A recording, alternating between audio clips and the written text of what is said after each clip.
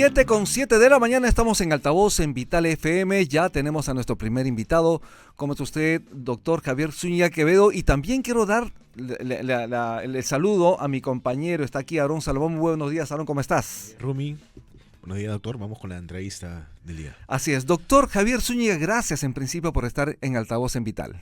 No, todo lo contrario, Rumi, para mí es un honor, ¿no? Y un placer estar contigo. Donde has estado, siempre he estado a tu lado y continuaré Muchísimas siempre gracias. en la ruta que tú haces acerca del periodismo económico en el Perú. ¿Qué hacer? Estamos en una situación bastante complicada. El Perú lamentablemente no ha estado recuperándose como debiera. Como sabemos, hemos tenido un año muy difícil, el año 2023. El crecimiento económico durante el mes de junio, ha sido bastante pobre, 0,23%, si no me equivoco. Y hemos tenido meses donde se ha crecido por encima del 5%. ¿Hacia dónde vamos? Bueno, los meses de abril y mayo tuvimos niveles de crecimiento por encima del 5% y como tú bien expresas, en el mes de junio el crecimiento fue muy, muy pequeño, 0,21, 0,23%. Con lo cual nos da una señal que probablemente estuviéramos creciendo alrededor del año en un nivel cercano al 3%. Las razones, lógicamente, son externas e internas. Las externas es la gran incertidumbre de dos guerras a nivel mundial, ¿no? Que no terminan, que continúan, que aparecen y desaparecen. Una de ellas tiene un efecto económico muy fuerte, ¿no? Sobre los alimentos, pues produce urea, fertilizantes, que es el caso de Ucrania, y la segunda no tiene un efecto económico muy importante, pero sí, lógicamente, genera una incertidumbre política muy fuerte. Y en el lado interno, el Ejecutivo y el Legislativo que no caminan de manera conjunta, hay una enorme incertidumbre. El tema es la inversión extranjera, promoverla, fomentarla, y no lo hacen. No pasan los meses y seguimos pensando en dispositivos que van a emitir, pero los mismos no salen, y eso determina que la inversión extranjera, que es el camino más fácil, más rápido para que la economía crezca, no se dé a tiempo. Doctor Zúñiga, pero también por la parte internacional hay que analizar la situación electoral en Estados Unidos. Como sabemos, todo lo que ocurre en Estados Unidos siempre afecta a los países como el Perú, países emergentes. ¿Cómo está viendo usted este comportamiento político en Estados Unidos y cuál podría ser el efecto en países como el nuestro? Y realmente en este momento ni Macuito podría decir quién va a ganar, si el señor Trump o la señora Harris. No se sabe exactamente. Las encuestas cada día dan un resultado diferente. Como tú bien expresas, eso tiene un efecto económico muy decisivo en el mundo y sobre todo en América Latina, porque para todos los países latinoamericanos, si no es el primer socio comercial, será el segundo socio comercial, los Estados Unidos de Norteamérica, y eso determina que lógicamente que lo que pueda ocurrir en los Estados Unidos tiene un efecto inmediato e importante en todos los países de América Latina. Y en el ámbito político en el país hemos escuchado la noticia recientemente, los dominicales, la presidenta Dina Boluarte habría facilitado la fuga de Vladimir Cerrón, según un audio del ministro Santibáñez. Esta situación obviamente impacta también en las decisiones que los políticos, obviamente, y que los economistas y que los agentes económicos toman respecto a sus inversiones. Dicen, Rumi, que existe 3 reglas de oro para invertir. La primera es estabilidad política, y lo que acabas de comentar pues es una inestabilidad política. La segunda es un poder judicial justo, y el Ministerio Público sobre todo el Ministerio Público, francamente no da la sensación que existiera una justicia no correcta para todos. Y la tercera, que ocurre todos los días cada vez que cambian a un ministro de Estado: no me cambies las reglas de juego. Cambian a un ministro de Estado y cambia todas las reglas de juego, y eso determina no de que no se cumplan las 3 reglas de juego para poder invertir en el Perú. Además, se requiere de tranquilidad porque los inversores también requieren, obviamente, seguridad ciudadana, y lo que estamos viendo en el país, lamentablemente, son extorsiones, sicariato. Quieres abrir un pequeño negocio, ya te están pidiendo dinero. Es decir, no se puede hacer negocio en el país, no se puede generar de alguna manera inversión para generar empleo que tanto el país necesita. Y ese es un punto importante que también los inversores están exigiendo al gobierno peruano tomar, obviamente, las cartas sobre el asunto. Sí, yo he visto que Confiep y las principales asociaciones gremiales y empresariales vienen pidiendo que la seguridad se convierta en un tema prioritario, en un tema número 1, pero no está ocurriendo de esa manera. Yo siento a un ministro del Interior no enfocado en su trabajo, sino en actividades de otro corte, y eso determina con franqueza de que no se pueda solucionar el problema de seguridad. Si yo fuera ministro del Interior, yo juntaría a todos los municipios que tienen serenazgo, más la policía, para trabajar en manera conjunta y desaparecer, ¿no? La inseguridad. Pero no es así, no se hace así, y por lo tanto la inseguridad campea. Y lógicamente también ha ayudado en contra de la seguridad esa gran cantidad de extranjeros que han venido, ¿no?, de otros países cercanos, y lamentablemente ha venido gente que no es muy correcta y ha determinado que la inseguridad crezca mucho más en el Perú. Pero ha venido gente buena y también gente mala. Hay que decir las cosas por su nombre. Hay que poner los puntos sobre las sillas. En ese sentido, ¿hacia dónde debería ir el impulso de poder ponerle tranquilidad, paños fríos al país? ¿Cuáles serían las primeras decisiones que debería tener el Ministerio del Interior justamente para combatir esta lacra, ¿no?, la inseguridad ciudadana? La teoría económica dice que cada vez que se produce una inmigración, y hablo de casos europeos, sobre todo de las zonas africanas que se dirigen hacia Europa, el PBI de los países crece 1,5%. Si es que hubiera un plan ordenado para la recepción de ese 1.800.000 personas extranjeras que están en el país, y se les diera trabajo en aquellas actividades que ya los peruanos no quieren hacer, se podría subir perfectamente el PBI del Perú en 1,5%. Pero para eso se requiere un plan estratégico de darle ubicación a cada una de estas personas. Hay cualquier cantidad de trabajo en las zonas de educación, de salud, distanciadas cerca a las fronteras. ¿Por qué no se les da esas posiciones? Y de esa manera podemos ubicar a los extranjeros en actividades que no quieren hacer los peruanos, y el PBI va a subir. 7:16 de la mañana, estamos en altavoz en Vital 91.1 de tu dial. Aarón Salmón. ¿Qué tal? Buenos días, señor economista. Desde 2021 han salido más de 22.000 millones de dólares del Perú, y esto es por culpa de las malas elecciones. Eso es básicamente por la gestión de Pedro Castillo. Ahora, de cara a 2026, usted, ¿qué es lo que se puede exhortar a los votantes, ¿no? Que elijan bien, porque no se puede, esta fuga ya no regresa a esa capital, ¿no? Aaron, dicen que ha habido 2 epidemias. Una es la del COVID-19 y otra la de Castillo. Totalmente de acuerdo. No, y es la verdad. Eso se lo escuchaba el otro día a un economista, y la de Castillo yo creo que ha sido más fuerte que la del COVID-19. En la del Castillo, como tú bien dices, salieron 19.000 millones de dólares que deben haber regresado 4.000, 5.000 millones. Uh-huh.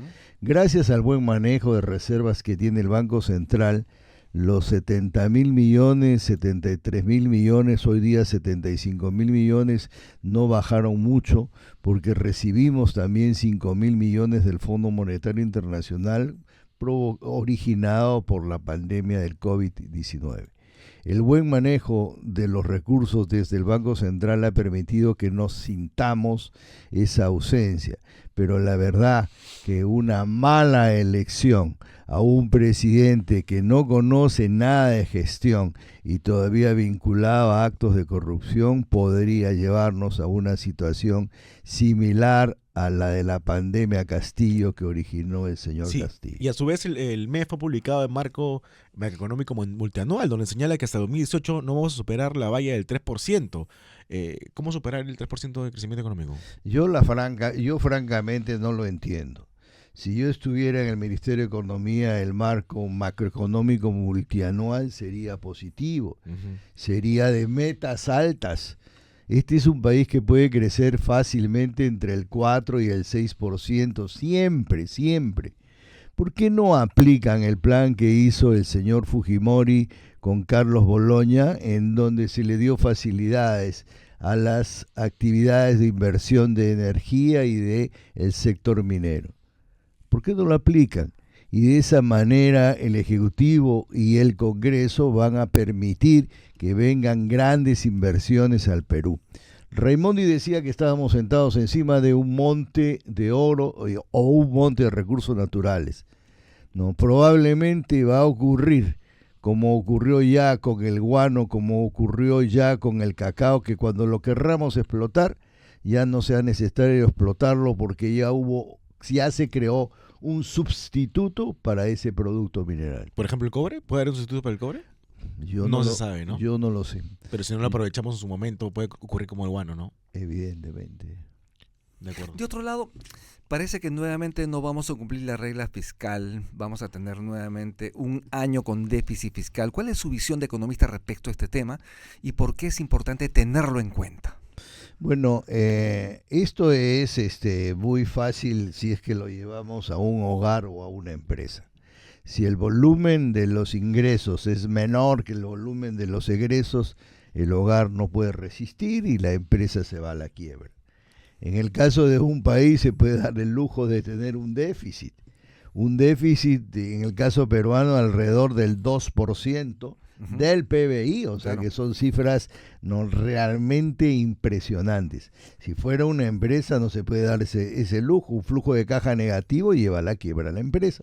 La mayor cantidad de quiebra de las empresas es por liquidez, no por temas patrimoniales. Entonces, no, este país tiene que tener un nivel de déficit de alrededor del 2% y punto. En este momento está alrededor del 2.8%, lo cual es simplemente nos estamos metiendo un cuchillo al corazón. No se puede gastar lo que uno no tiene. Salvo que endeudes al país, recurras obviamente a financiamiento internacional. Y además no es buen momento para eso dadas las condiciones internacionales. No solamente dadas las condiciones internacionales, sino como la incertidumbre política en el Perú es tan alta, como la inseguridad es tan alta, los papeles de deuda peruana al corto y mediano plazo ya no son tan baratos, ahora son mucho más caros y eso determina que el endeudamiento sea más caro. Salir a endeudarse no es lo más conveniente en este momento. Lo más conveniente en este momento es no gastar. Así el Ejecutivo y el Legislativo quiera gastar, no se debe gastar y deberíamos estar en un déficit de solamente 2%. 7:21 de la mañana, estamos en altavoz en Radio Vital 91.1 de tu dial. Vamos a hacer una breve pausa y retornamos con Javier Zúñiga, exdecano de Economía de la Universidad de Lima. Ya volvemos.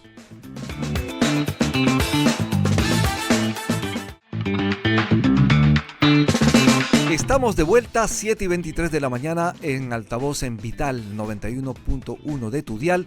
Estamos conversando precisamente con el exdecano de la Facultad de Economía de la Universidad de Lima, con el doctor Javier Zúñiga Quevedo. Doctor Zúñiga, tenemos ya los resultados de la inflación. Como sabemos, ayer el INEI entregó los datos. En agosto, el índice de precios al consumidor subió en 0,28% y en lo que va del año supera un poquito el 2%. ¿Qué reflexión tiene usted sobre este comportamiento de la inflación? Bueno, que los resultados hasta el momento son bajos. Acordémonos que la cifra meta del Banco Central es entre el 1 y 3%. Yo creo que con este resultado del mes de agosto podríamos estar en un nivel alrededor de un 2.4, 2.5%, aunque falta pues septiembre, octubre, noviembre y diciembre. Diciembre generalmente es alto por el tema de los precios de las actividades navideñas, pero es un indicador manejado por el Banco Central de Reserva, no, que da la sensación que va a estar dentro del ámbito meta, no, del Banco Central, que es 1 y 3%, y es un indicador que estando bajo es fundamental para que la tasa de referencia, que está en 5.25, baje. Ujú. Mi sueño dorado sería que llegue a 4.75 en el presente año y de esa manera se pueda inyectar, no, mayor volumen de recursos a la economía peruana. Sin embargo, cuando baja esta tasa de interés de referencia, a veces los bancos, las entidades financieras demoran mucho de trasladar esta reducción, digamos, a los potenciales clientes, porque como sabemos, las empresas, las personas tienen proyectos y para desarrollar esos proyectos tienen que financiar, ¿no? Obviamente para eso los bancos tienen que entregar dinero y obviamente las tasas de interés persisten altas. Usted es empresario. ¿Qué tanto afecta tener tarifas, en este caso tasas de interés altas en la economía peruana? Bueno, si hay tasas de interés altas, solamente le va a convenir a aquellos que tienen recursos y colocan sus recursos en depósitos a plazos, no de corto, mediano y largo plazo, pero aquellos que van a tomar créditos que se denominan tasas activas van a encontrar que las tasas son altas. Si la tasa de referencia es alta, tiene una afectación directa con la economía, porque los tomadores de crédito les va a costar más dinero tomar esos créditos. Voy a citar un ejemplo. Cuando las tasas de referencia eran bajas, y hablo de 3.25, 3.5, 4%, los créditos hipotecarios andaban en 5.5, 5.75, 6%. Cuando las tasas de referencia subieron, no, los créditos hipotecarios subieron a 11, 12%, y por lo tanto, pues quien toma un crédito hipotecario, sus cuotas mensuales subían tremendamente y determinaban que no tomen el crédito hipotecario hasta que las tasas bajen. Definitivamente. De acuerdo. El ministro Rómulo Mucho ha dicho que Tía María está encaminado, pero todavía hay que vencer una pequeña oposición. ¿Por qué no se da luz verde a esos proyectos? Bueno, desde el Ministerio de Energía y Minas uno puede dar luz verde a un proyecto, pero allí el problema son los arequipeños o un conjunto de ciudadanos arequipeños, o de repente no son arequipeños, sino son personas vinculadas a actividades políticas que no quieren que este proyecto salga adelante. Francamente no entiendo por qué no quieren, porque un proyecto de esta magnitud, como el caso de Cerro Verde, determina pues que la población salga adelante y acompaña al desarrollo de un tremendo proyecto. Si es que Tía María sale adelante, voy a recalcar y decir que el Perú se convertiría en el primer productor de cobre en el mundo. Importante. Tenemos información del público, nos comentan lo siguiente: si bien es cierto que la inflación está relativamente moderada en 2%, dentro del rango meta del Banco Central de Reserva que usted ha señalado, entre 1 y 3%, pero los precios se mantienen caros. No es que los precios de los alimentos, de los servicios hayan bajado, se mantienen caros. Cuando la inflación es alta, obviamente golpea a todos y mucho más a los pobres. Como sabemos, la pobreza subió en el país. ¿Qué opina usted? La inflación es el principal impuesto para los pobres y le afecta, como tú bien dices, al pobre, al que tiene medianos recursos y gran cantidad de recursos le interesa poco el desenvolvimiento de la inflación. Y la inflación yo siento que en todos los sectores sigue subiendo, ¿no? Yo no veo ningún sector en donde haya bajado. Si nos vamos al campo de los productos de importación, cuando tenemos un dólar no bajo, porque es 3.75 en el transcurso de 2 o 3 años, no entiendo por qué tendrían que subir los precios de los productos importados. Pero observo cuando visito ferreterías para comprar productos del hogar que algo que costaba 20 soles ahora vale 80 soles. Es increíble. ¿Alguna variación de precios, por ejemplo, en agosto de este año? Por ejemplo, el ajo entero subió en casi 57%, el ajo molido en 37,6%, el haba en 21,05%, el camote amarillo en 19,88%, la papa blanca 19,42%, la papa color 18,39%, la cocoa en polvo, hace frío, la gente consume cocoa, subió 15,78% y la papa amarilla 9,21%. Son productos que han subido de precio con mayor intensidad durante agosto de este año, pero hay algunos productos que también han bajado. La cebolla ha bajado en 8,19, el mango en 12,14, coliflor en 12,26, apio en 12,99, el poro bajó en menos 14,48, la fresa menos 14,96, el choclo 22% y los arándanos también han bajado de precio en 25,74%. Hay productos que suben de precio y hay productos que bajan de precio. En ese sentido, ¿cuál es la recomendación a las amas de casa, a las familias, respecto a sus presupuestos, respecto a cómo deben hacer para llegar a fin de mes? Bueno, la verdad es de que, como tú bien dices, hay productos que suben y que bajan. Hay 3 productos que a mí francamente me tienen loco, como es el limón, la papa amarilla y el ajo, ¿no? Que francamente su incremento de precios es impresionante, pero lógicamente pasa el periodo del verano, se estabiliza la distribución del limón y baja a precios razonables. Recuerdo en un momento que llegó a 24 cuando su precio debería de ser alrededor de 4. El caso de la palta llegó a 12, 13 soles cuando su precio real debería de ser de 6. ¿No? El arándano llegó a 28 cuando su precio real debería de ser 11. Entonces son productos que suben, productos que bajan. Y aquí la recomendación es los sustitutos. Este es un país que tiene cualquier cantidad de productos, ¿no? Y uno puede sustituir a la papa amarilla por la papa guairo, por la papa blanca o cualquiera de la cantidad de papas que tenemos y puede hacer hasta puré de distintas papas y en el caso del ajo de la misma manera y en el caso del limón de la misma manera. Entonces lo que hay que hacer es trabajar en el hogar con sustitutos. Si el pollo está alto, pasar al pescado, y si el pescado está alto, pasar al pollo, y así sucesivamente. No estoy pensando en la carne, porque ya pensar en la carne es palabras mayores y sus precios sobre lo que cuesta la carne es francamente muy elevado. Lo importante es que el precio del pollo y los huevos se mantengan de manera adecuada para que la gente pueda tener proteínas necesarias. Y como usted lo dice, las familias, las amas de casa son bastante sabios prácticamente en tomar decisiones adecuadas respecto a su economía.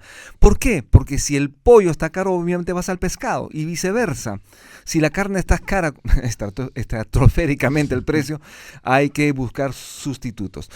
7:32 de la mañana, estamos en Altavoz en Vital. Aaron Salomón. Sí, ¿usted cómo califica el papel que viene desempeñando el ministro de Economía, José Arista? Bueno, en primera instancia, me pareció que tuvo un desempeño poco serio, haciéndole chistes a una periodista, haciéndole chistes al señor Acuña, cuando la labor de un ministro de Estado es una labor totalmente formal. Uh-huh. Después creo que se ha encarrilado y se ha dado cuenta que tiene que estar en el mundo de la formalidad. Es un entendido de la materia, ha sido viceministro antes, ministro de Agricultura antes, ministro con el señor Merino y Antero Flores Araos por 3-4 días, pero francamente yo creo que conoce el tema, pero tiene actividades que son muy serias como la de bajar el déficit fiscal, y el déficit fiscal se baja con una actitud férrea, formal de no, y después lo veo hasta el momento poco deseoso de promover la inversión, cuando creo que es el tema que lo salvaría en meses a la situación económica en el Perú.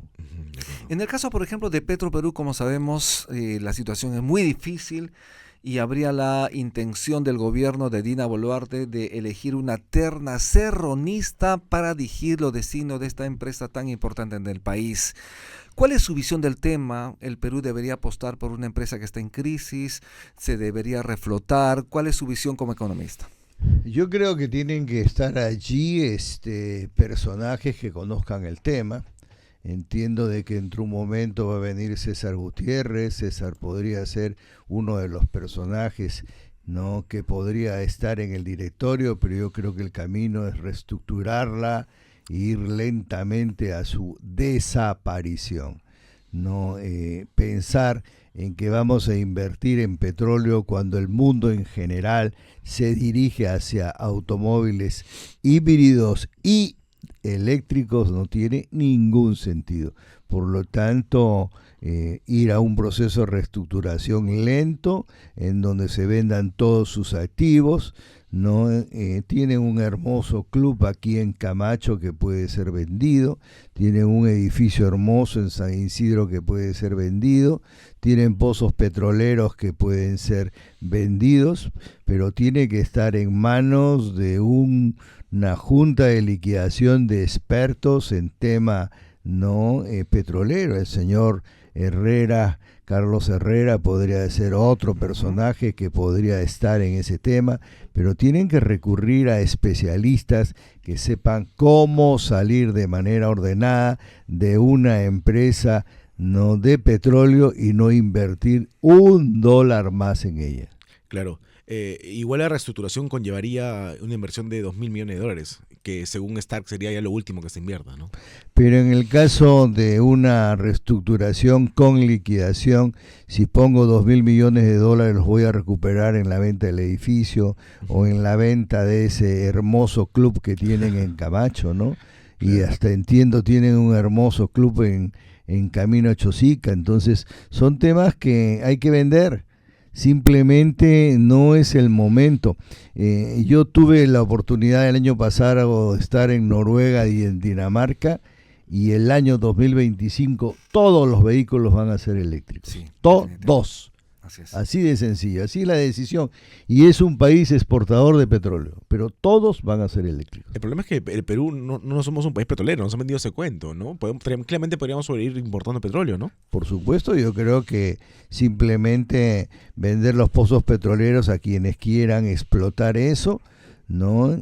Vender la refinería a quien quiera trabajarla, pues, perdiendo, lógicamente. Se ha invertido una fortuna exorbitante, pero en ese momento no se puede meter más dinero, de ninguna manera. Si fueran $2.000 millones, esos $2.000 millones servirían para salud, para colegios, no para seguridad, pero no para una empresa. Esa empresa siempre ha sido una élite en donde los sueldos que ganaban estaban por encima del mercado, siempre. Y no me extraña que hoy en día esté ganando el presidente el triple de lo que gana la presidenta de la República. No me extraña.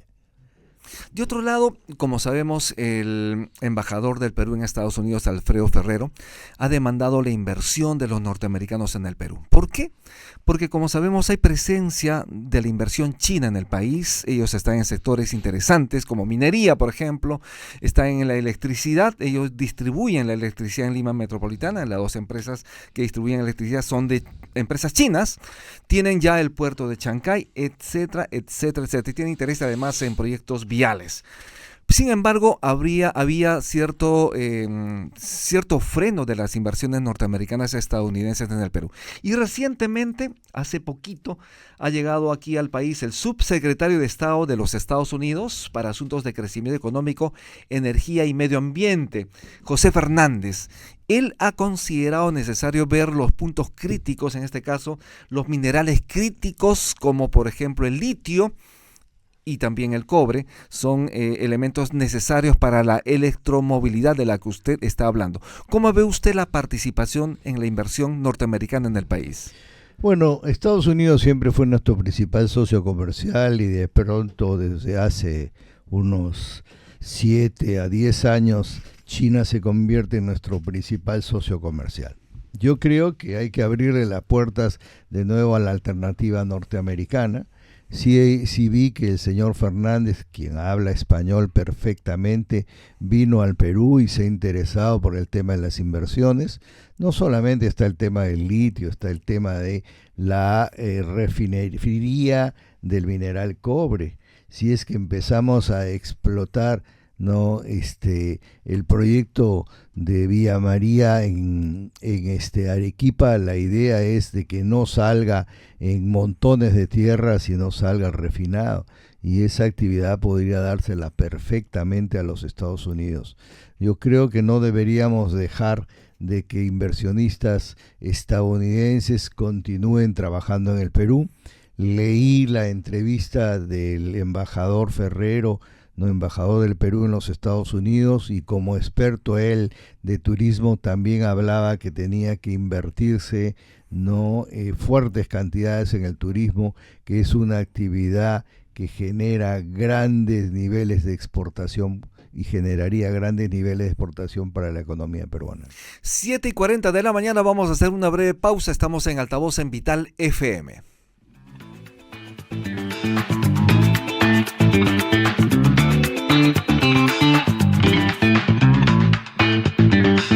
Estamos de vuelta, seguimos aquí en el set con el exdecano de la Facultad de Economía de la Universidad de Lima. Nos referimos al doctor Javier Zúñiga Quevedo. Doctor Zúñiga, es importante la inversión, como usted lo ha señalado, es importantísimo que la inversión norteamericana llegue.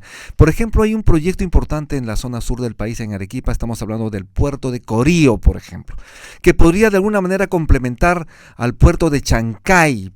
Seríamos una gran potencia portuaria, obviamente, en el hemisferio, y esto obviamente implica mayores inversiones. ¿En qué condiciones debería llegar la inversión norteamericana y de otros países al país? Yo creo que voy a retomar algo que mencioné hace un momento. Durante el gobierno del presidente Fujimori, en el año 1992, siendo ministro de Economía Carlos Boloña, ya fallecido, se presentó una propuesta que se denominó Estabilidad para las Inversiones. Y era una propuesta de un conjunto de facilidades de corte fiscal y administrativa para que las inversiones pudieran tener una luz en el transcurso o en el espacio de 10 años. ¿Por qué no se plantea lo mismo para un espacio de repente de 5 años? De facilidades fiscales y administrativas, y de ahí en adelante otro tipo de facilidades de corte administrativo. He escuchado en la última propuesta del ministro de Economía que se vendrían facilidades de corte administrativa para la inversión, pero la idea de que si no promovemos la inversión y no explotamos determinados recursos naturales, nos vamos a quedar con ellos sin haberse explotado. Y en el caso, por ejemplo, de Corío, este megapuerto en el sur, en Arequipa, que podría complementar al de Chancay, ¿cuál es su visión? Yo le daría las mismas facilidades de exclusividad y que lo acompañe una empresa local, como fue Volcan, al proyecto de Chancay, para que algún gobierno amigo pueda dedicar recursos a ese tipo de explotación. El caso de Chancay empieza con un tema minero, del puerto de Chancay empieza con un tema minero, pero más adelante se va a transformar en un puerto que pueda retirar productos peruanos, sobre todo el sector agroindustrial. Doctor, sin embargo, se requiere inversión de la buena. Al referirme a esto es porque se requiere inversión que respete el medio ambiente, inversión que respete a los trabajadores en el país. ¿Están dadas las condiciones para ello? La inversión tiene que ser de la buena siempre, Rumi, siempre, porque tiene que respetar el medio ambiente siempre, tiene que respetar los dispositivos laborales siempre, y tiene que tener un criterio correcto y adecuado con la comunidad. Al vecino no lo puedes botar a patada porque él es el dueño de esa zona. Al contrario, tienes que darle trabajo, tienes que darle casa, tienes que darle comida, tienes que darle seguridad a él y a toda su familia. Y de esa manera se puede explotar cualquier tipo de inversión en el Perú sin ningún inconveniente. Eso de que vengan a explotar y considerar que los peruanos somos sus esclavos ya no existe. ni debería existir en el pensamiento de nadie. Nadie lo debería permitir, además. No, nadie lo debería de permitir. De otro lado, el Ejecutivo ya presentó al Congreso la ley de presupuesto por más de 251.000 millones de soles para el próximo año. Obviamente habría un cierto crecimiento, un poquito más de 3%. ¿Cómo ve usted, digamos, la forma como se debate el presupuesto y que esto tiene que ser aprobado el último día de noviembre, ¿no? Para que entren en rigor a partir del primer día del próximo año. ¿Cómo ve usted, digamos, esta presentación del presupuesto general de la República? Bueno, es un documento que lo prepara el Ministerio de Economía y Finanzas en la Dirección General de Presupuesto Público, lo presenta la Comisión de Economía y Comisión de Presupuesto del Legislativo, y yo creo que las circunstancias en las que vivimos, el tema de salud, el tema de educación y el tema de seguridad debe de ser prioritario, ¿no? Y lógicamente tratar de crecer lo mínimo minimorum en otro tipo de sectores. Pero estos tres sectores, seguridad, salud, ¿no? y educación, deben de ser los estandartes de la economía peruana.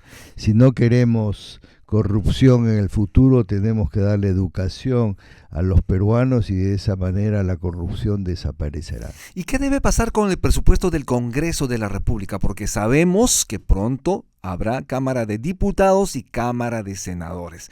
Obviamente esto va a irrogar mayor gasto al país. Yo creo que debería de haber las dos cámaras, pero el presupuesto no debería de subir ni un sol. Pero para eso no lo entienden los congresistas, y los congresistas siguen creyendo de que ellos tienen la capacidad de gasto, no la tienen, ¿no? Y que el Perú tiene no muchísimos recursos y en este momento no los tienen.